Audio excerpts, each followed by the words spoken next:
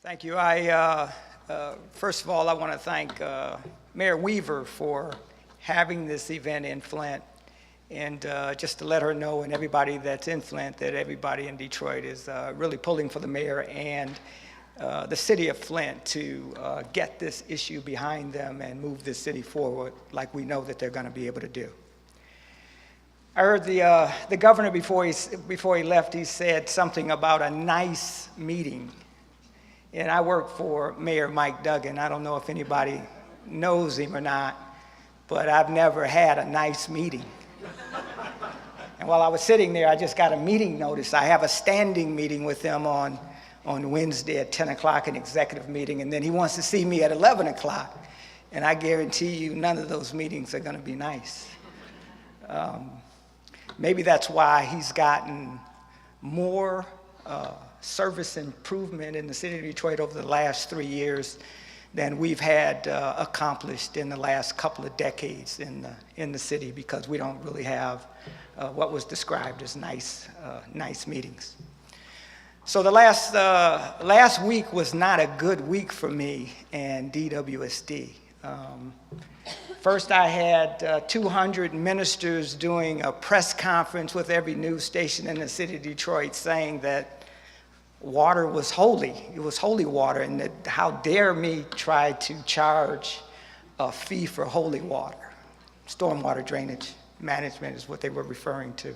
And they do have some legitimate concerns about the way I'm rolling that program out. We're gonna address those needs. But then to top that off, a little icing on the cake, we had a boil water alert. And I think Flint may have been criticized for not acting quickly enough, but I can tell you that in an abundance of caution, the Great Lakes Water Authority, along with DWSD and MDEQ, decided to do an advisory, a precautionary boil water advisory. And I still got criticized. 10 o'clock at night, I put it out to 19 different television stations and radio stations, to all the newspapers, and they said you didn't communicate it well enough. And so even when you do the right thing, you still can be criticized. But I think leadership is about not worrying about people second guessing you and just kind of doing the right thing. And that's what I want to talk about a little bit today. The title of this presentation is Detroit Water and Sewage Department Becoming an Anchor Institution in the Community. And what I've seen is a culture within not only the water utility, but gas and light utilities, a culture that basically says that we provide a service and we collect a fee, and we don't necessarily need to be what I consider to be an anchor institution in the community that helps the community solve problems. And that's the difference with the DWSD that I'm trying to be. I want to be in the community, not only providing a service, but also being an anchor institution that helps them solve problems. Transforming the, oh, I got to push the button. Okay, transforming the Detroit Water and Sewage Department. I'm going to talk about three things today: addressing water affordability. I'm going to talk about removing service lines on a limited basis. You've heard quite a bit about that. I don't know that I can add a lot to it.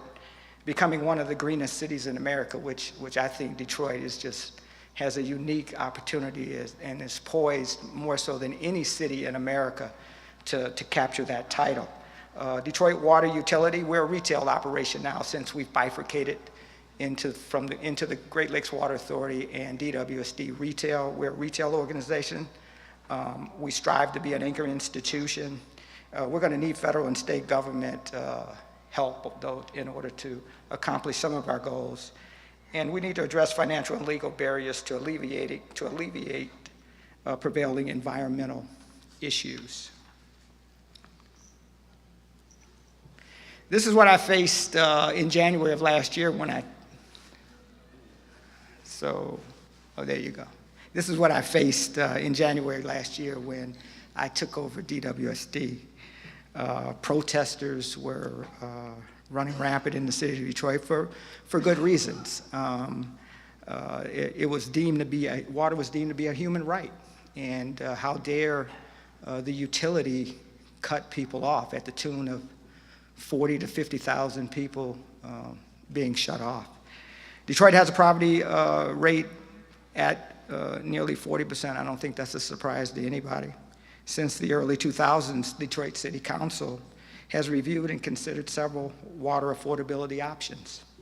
An income index rate structure was proposed way back in 2005. However, legalities were raised as a result of Michigan case law. And in Michigan, most of you that are here know that we have Bolt versus Lansing. We have the Headley Amendment that basically says that I can't build rates based on a person or a church's ability to pay. I have to base the rates on the cost of the service. That's different in Michigan than in other places. It's a challenge. And so we have to work within that framework. City of Detroit Water Department was seen as uncompassionate. In 2014, only 9,000 residential customers were enrolled in a payment plan arrangement. What's significant about being in a payment plan? You won't be shut off. So these were the numbers. We had 175,000 residential customers. 125,000 of them pay their bills on time. No problem. But that's that other 50,000. Of that 50,000, 44,000 people, customers of DWSD, were eligible to be shut off and were being shut off.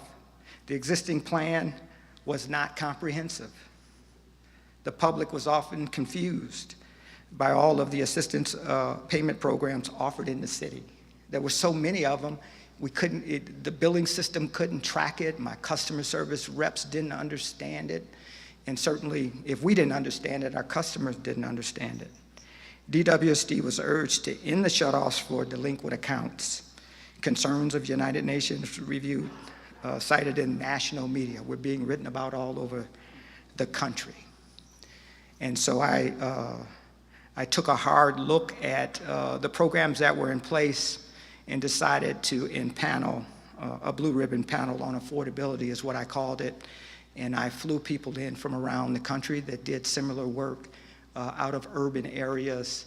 And I first explained to them the legal hurdles that we were going through. And I asked them to help me design a program that would work for poor people in the city of Detroit. And the first thing that we realized, we had to take a look at why don't the programs that they have in place today work? And they didn't work because you were asking customers that were below the poverty line to not only be able to pay their current bill, but also to be able to pay on huge arrears that DWSD had allowed them to accrue. And so you had this system where my customers were simply coming in and putting a down payment on a payment plan and just trying to wait till winter when they knew they couldn't be cut off, not make any more payments, and then allow these large arrears to occur. And so I had to go in front of the Detroit City Council and ask them to approve the rates. And they refused to do it, saying that until I came up with a better system to address poverty in the city of Detroit, they weren't going to approve the rates. So I promised them that I would impanel the best minds in the country. I saw Jan Beecher here in the audience. She was a part of the Blue Ribbon panel. And I, of course, do what former politicians do. I made it the city council's idea.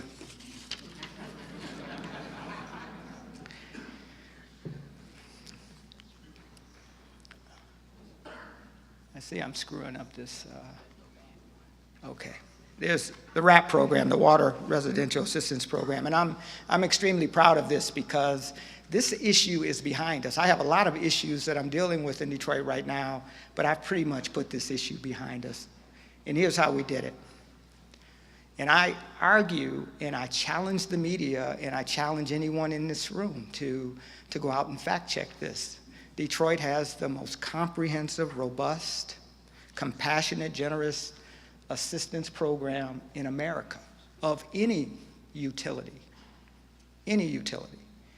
And right now, every single Detroit customer has a path not to be shut off, either through the RAP program or through a payment plan. every single customer. The only way you get shut off is if you refuse to open your bill and not ask for help. If you ask for help, there's a path for you not to be shut off. So we go into a person's home. The only qualification is 150% below the poverty line. That's the only qualification. I will go into your home. We will assess any plumbing issues that you have. Poor people are living in rental property and they have leaks. Their toilets leak, their faucet leaks. If you can't fix those leaks, they can never get to an average bill. The average bill in the city of Detroit is $75. The average arrears is $663. So we go in, we don't hand them a list of contractors and tell them to go get their leaks fixed. I will spend up to $1,000 to fix any leak in their home to get them to an average bill. Secondly, I freeze their arrears. They don't have to pay anything on the arrears. Thirdly, I give them $25 a month assistance on their $75 bill. Poor people need a fixed amount to be able to budget, to be able to make the payments. And my goal is to change the culture to get them to make payments. So I give them $25 on a $75 bill. They have a $50 payment to make once a month, on average. If in fact they make that payment for 6 months, I pay half their arrears off. If they make it for a year, I pay them completely off. If they have more than the average arrears, they have more than $700, I put them in the plan for another year. I'm telling you, that's the most comprehensive, compassionate program in America. If you don't qualify for the program, I'll put you in a 10, 30, 50 payment plan. You put 10% down. Average arrears is $663. You put your $63 down, we turn the water back on, and you make your monthly payments along with we will spread your arrears over a 2-year period. And so again, every customer in the city of Detroit now has a path not to be shut off. You just need to raise your hand and ask for the assistance. We have more than $40 million allocated over the next 10 years through an MOU with the Great Lakes Water Authority. Includes 5 primary benefits that I've just described. I won't go back through those again. The WRAP program. What's most important about what I just described are the wraparound services. First of all, I recognized really quickly that I was a creditor, and not everybody wants to talk to the creditor. And so I hired a third-party community action agency. I didn't hire them. The Great Lakes Water Authority actually hired Wayne Metro, but I get to utilize their services. So my customers aren't talking to my customer service center, the creditor. They're talking to social workers at a community. And I require that community action agency to find other dollars in the system, in the social system, whether it's dollars for medicine, whether it's dollars for heat or gas, to help poor people with their situation so that they'll free up additional dollars for food, medicine, and to be able to pay their water bill. In the first 8 months, Wayne Metro received 95,000 calls. 80% of those were in the city of Detroit. The WRAP appointments since launched, 5,500 Detroit enrollees. We're almost 6,000 today. $4.5 million was committed for Detroit residents. I've raised another $2.2 million for the program. We have a 90% retention rate with keeping people in the program. If you fall out of this program, then we put you into a payment plan so that you still have a path not to have your water cut off. If your water is cut off, 90% of the people that have their water cut off, it's back on within 24 hours. So we've pretty much gotten this particular issue behind us.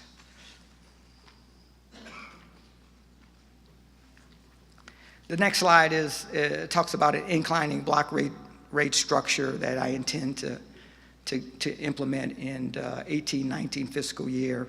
Not going to go through a lot of the details on it. Let me just talk about the water affordability tools. The RAP program alone is not going to really do a lot for poor people. You have to use all the tools in the toolbox. You have to do the plumbing repairs, as I indicated. You have to go in and replace their toilets with low-flow toilets. You have to improve the collection rate. And when I got there in January of last year, DWSD was collecting at a 77% collection rate. Today we're at 92%. For every 1% that I raise that, I bring in an additional $4.5 million. That's bad debt that I don't have to pass on to my customers in the next following year. You're helping to keep the rates down. Last year, I believe we had approximately a 3% increase. Every year that I was on city council, every year for the last 10 years, DWSD has had double-digit rate increases. This year, we're going to be somewhere around 2. And so because we have these programs in place, we're collecting more money, we're reducing bad debt, which allows us to keep the rates affordable.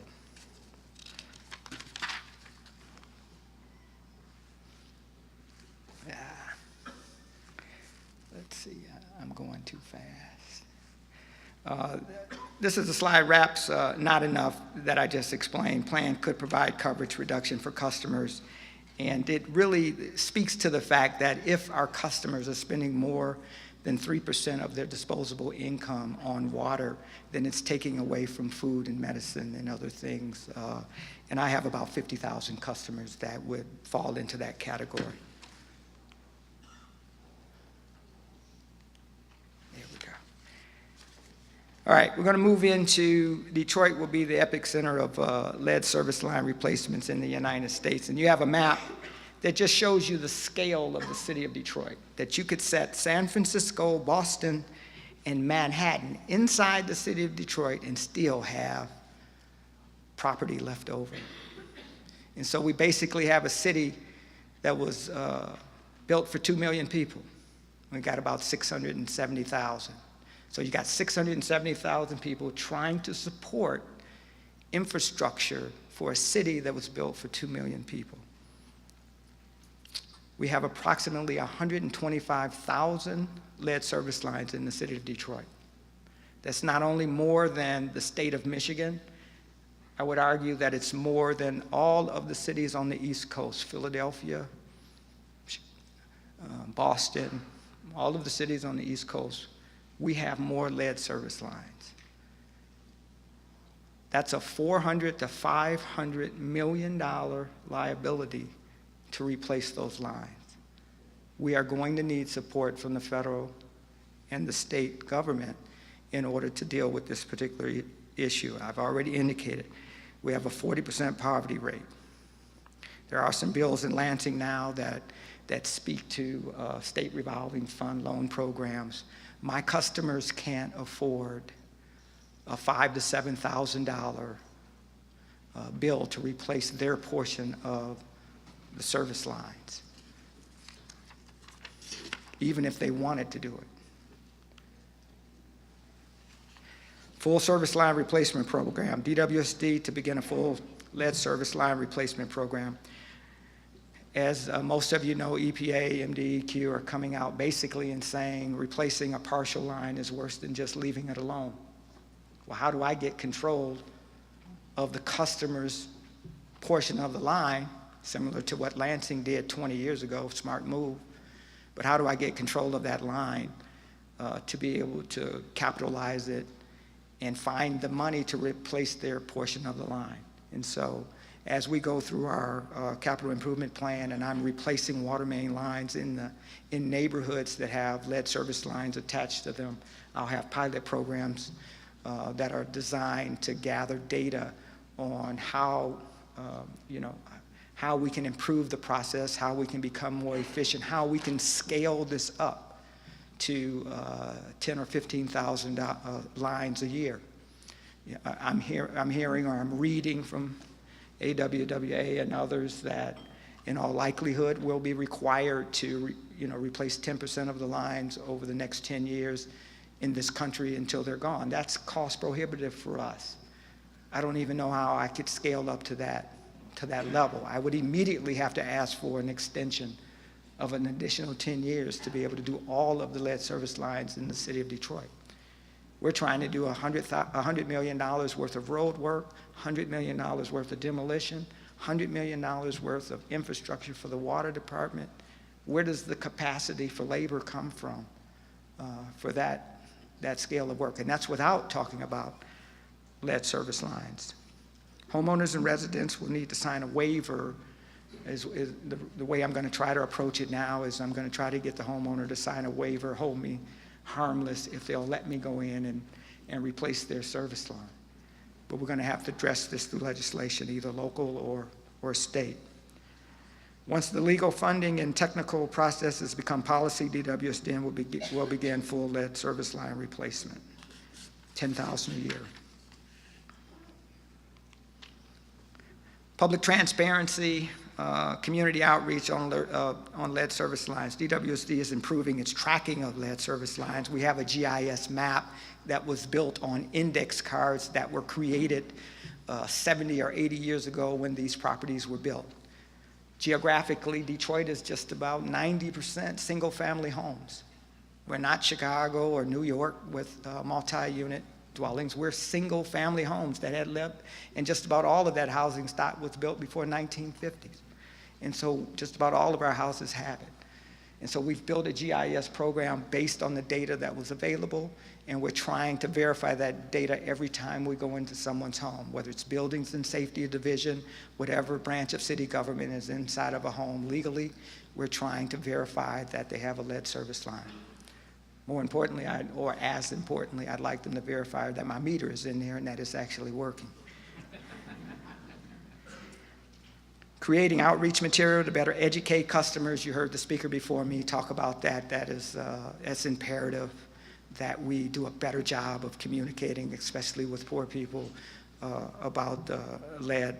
And then we offer lead sampling to residents who have confirmed lead service lines. And I believe I signed an order recently that basically says we'll do the lead testing whether you have a lead service line or not. If you've got galvanized or copper, we'll still do the test if you ask for it.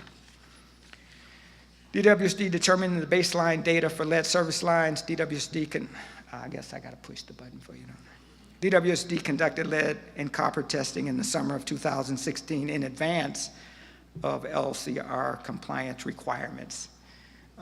We weren't required until this year to do our lead sampling, but I decided to go out a year earlier to get it done for a couple of reasons. One of them was I anticipated that the rules would be changed, that the parts per billion would move from 15 to 10 and possibly even to 5 if the state got really aggressive and wanted to outdo EPA. And so I thought that if I tested under the old standards, I'd be better off. But most importantly, I was trying to find out if Detroit had a serious problem or not. And so we went out and tested twice as many homes as were required, and we're very pleased to see that we had a lead action level of about 5 parts per billion.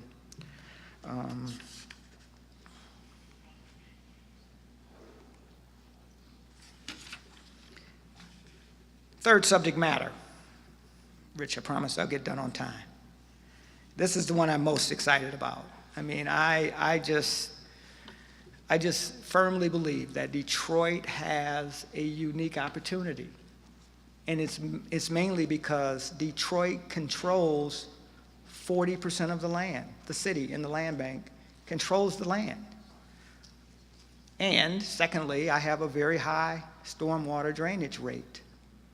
And so we have this opportunity to incentivize industrial, commercial, even residents to put in green infrastructure projects that will turn Detroit into the greenest city in America. So I've got this legal pressure of a federal class action lawsuit where I have one class of customers that are suing us because we have 2 rate structures going on in the city of Detroit. And I've pretty much vowed that we will put everybody on the same rate structure in order to settle that lawsuit. And it's legitimate. I know my lawyer back there, Bill Wolfson, probably doesn't want me saying that out loud, but I'm sorry, Bill.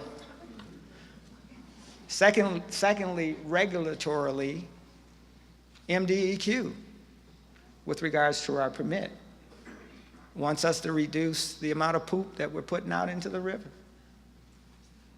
And so they're saying very clearly, if you don't reduce that level, that we're going to pretty much force you to build additional CSOs. The city of Detroit has 9 of them all over the city.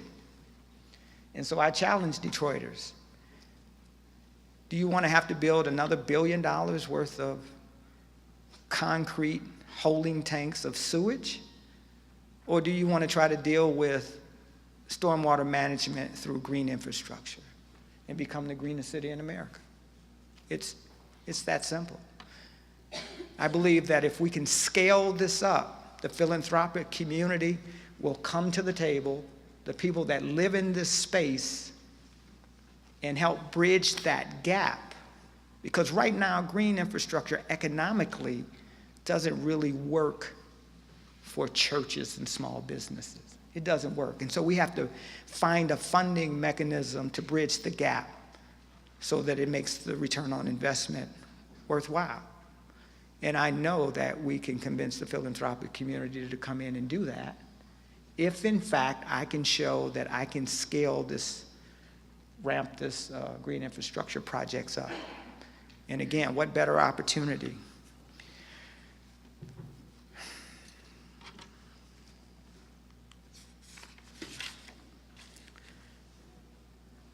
All customers are moving to an impervious acreage rate. We have 2 rate systems going on right now. More than 50% of the homeowners will see a reduction in their bill. When I took over last year, one of the first things we had to do is try to get our billing data straightened out. And in doing so, we found out that we had 22,000 parcels in the city of Detroit that weren't being billed. You had surface parking lots in the downtown area that don't have a water account. And so they never received a bill, but yet they're getting the advantage of a service, cleaning the stormwater that comes off their property and passing that cost on to residential poor people, essentially, or anybody else that was paying the bill. And so the first thing we needed to do was get those 22,000 people onto the billing system. And then we created a phased-in approach to get all the rest of the customers, industrials, commercials, tax-exempt, residential, onto the same rating system. Equitable and fairness. The drainage rate will decrease as more customers pay their fair share. Green credits available for customers who help manage stormwater flows. Green infrastructure credits are available and expanding. Most credits are based on the amount of annual and peak flow managed on site. The GM Detroit Hamtramck Assembly Plant received an 80% monthly credit recently. And just think about these numbers.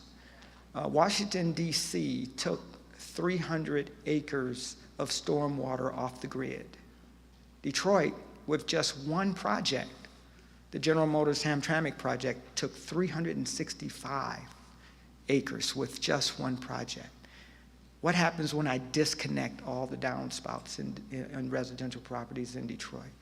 What happens when I replace all of those 5-gallon toilets in people's homes and fix their leaky plumbing?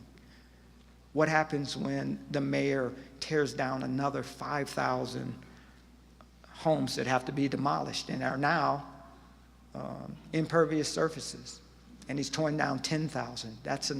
You can calculate that volume of stormwater that was running off those buildings into our drains that are now. What happens if I can put a green infrastructure project on all 5,000 of the demolition projects that are going to be torn down next year? And you can go on, and you can see that Detroit has this opportunity that nobody else has because we control the land to be able to take stormwater out of the system at a rate no other city in this country can do.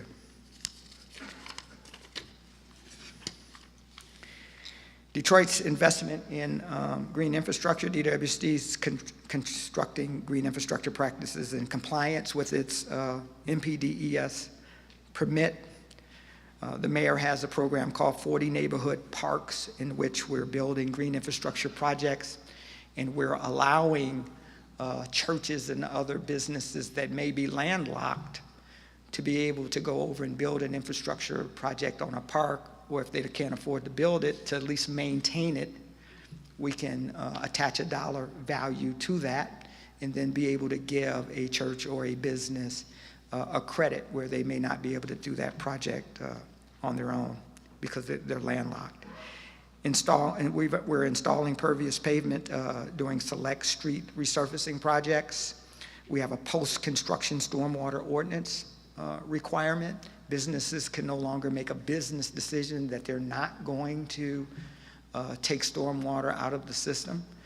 It'll be mandated through ordinance. We target developments including 20-minute neighborhoods featuring GIS programs, site assessment and capital assistance funding under drainage charge programs. Last slide.